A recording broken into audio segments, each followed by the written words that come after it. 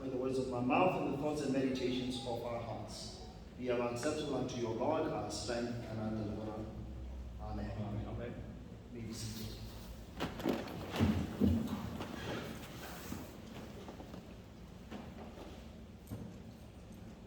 It is the last Sunday of Advent, and the last candle on our wreath, the candle of peace, has been lit.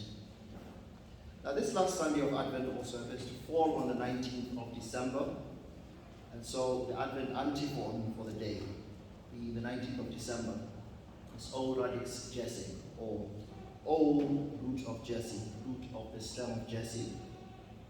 And that was referred to in our Old Testament reading from Micah. Now, when the Gospel reading that we had this morning, not when it was written, but the events that it points to, what was happening then? Things were tough in the Holy Land. Rome was still in power.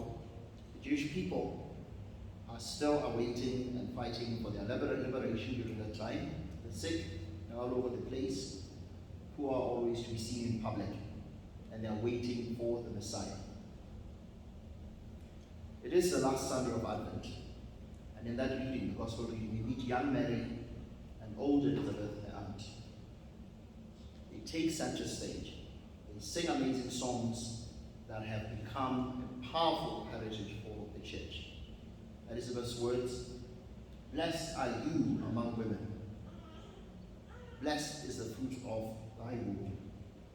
Those words have become a part of the Hail Mary prayer that millions of people, if not billions, say throughout the world. Mary's words, the Magnificat, "My soul magnifies the Lord," that was sung beautifully by Matt and Linda this morning. I didn't know that we were going to render it that way. It was beautiful. Now, the Magnificat is said daily in the Anglican Church, in the Roman Catholic Church, and in other traditions. And as a priest, if I tell you that I didn't say the Magnificat today, I've just told you I didn't do my evening prayer, you can report me to the bishop and they can take my license. So this is how powerful these songs are. It is the canticle, the gospel canticle for evening prayer.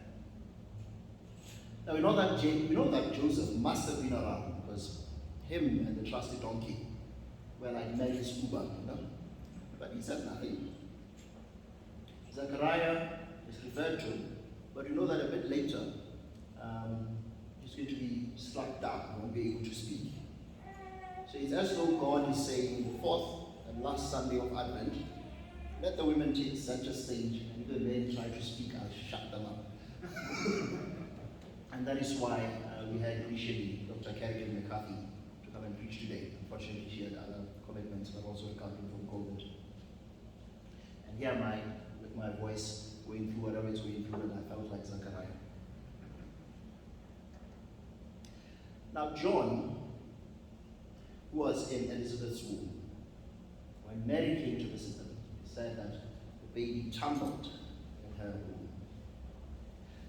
Now, that same John is the same John that we read about last Sunday, towards the end of his ministry, becoming a bit depressed and doubtful what was happening. And he sent his disciples to Jesus to ask him, "Are you the one, or shall we wait for another?" And I just say, well, look at God.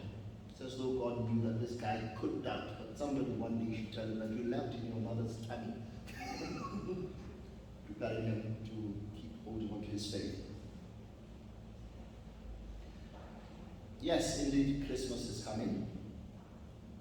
The Prince of Peace will be celebrating that memory of his birth.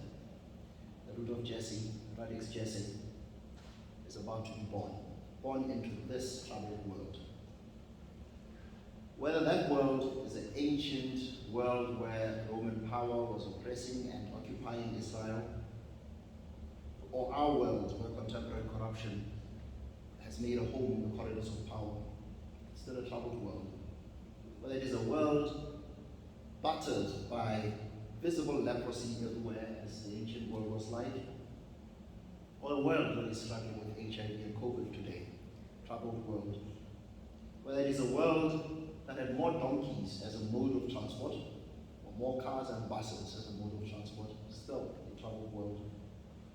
Whether it is a world that experiences ancient forms of poverty or modern forms of poverty, troubled world, that's what he comes for. Whether it is a world where those who could write used stone tablets as a norm, like Zechariah wrote John's name on that tablet, or whether, like we do today, an Apple tablet. Troubled world. He comes for that world. Christmas is coming. The Prince of Peace is coming for that world, precisely that world. The root of Jesse, Jesse, is about to be born. So as we are waiting for his coming in glory, however we think the end times will look like, and I don't think any of us know, the question is, what is it that is required of us as he keeps coming to us each year? Yes, we celebrate the historical memory of Jesus' birth, and we are waiting for his coming. But we have Christmas to say he's always with us and wants to be with us, and what is it that he requires of us? He comes to be born yet again, if you wish, for the salvation of the world. He still comes as the root of Jesse. He wants to root himself in us, and us to be rooted in him. He wants to tumble in our hearts, as John tumbled in her mother's tummy. He wants us to be like his mother, to sing songs of praise in this dark world that has a whole lot of things that are pushing us. He wants us to be like Mary, pregnant with him in our hearts. He wants us to be able to greet each other by the greeting, the Christ in you meets the Christ in me. He wants to be born in us, as one well-known carol says. He comes for the salvation of the world, and he does that by living in us and through us. He wants to educate those who are not educated through us. He wants to give hope to the hopeless world through us. He wants to reprimand the corrupt through us, to speak truth to power. He wants to give counsel and advice to the perplexed through us. He wants to heal the sick through us. And he wants to fight COVID through us, and HIV through us. And so he invites us to be like Mary, to have him in our heart, and he be born yet again through us, as we ourselves continue to be born again and be converted each day. He wants to do all these things in and through us. He wants us to be like Mary, but he also wants us to be like Elizabeth, to carry in our hearts that fiery prophetic ministry of St. John the Baptist, to speak without covering up truths, because some people will only hear it when you say it that way. To have that courage to call what is wrong wrong, and to say, here what is needed is repentance and change through us. He wants to tumble in our hearts. So let us welcome him as we ready ourselves for Christmas. Let us have our hearts impregnated with him, even with a fiery prophetic hope that may demand repentance. Let our hearts sing the Magnificat. But let's not stop there.